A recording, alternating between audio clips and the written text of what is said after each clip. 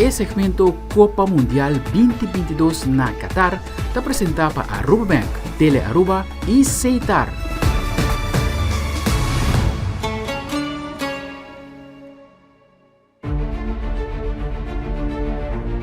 Un par de años pasados, Stephanie Frappart había Prome Hende muher que había el referee principal de Copa Europa, Copa Mundial a ser dominada por referee masculino.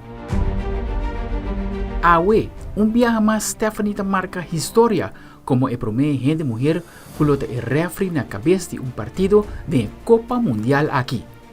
El francés lo forma parte del trío arbitral femenino que lo dirige el partido entre Costa Rica y Alemania del grupo A. Stephanie lo está uniendo 6 árbitros de Copa Mundial aquí.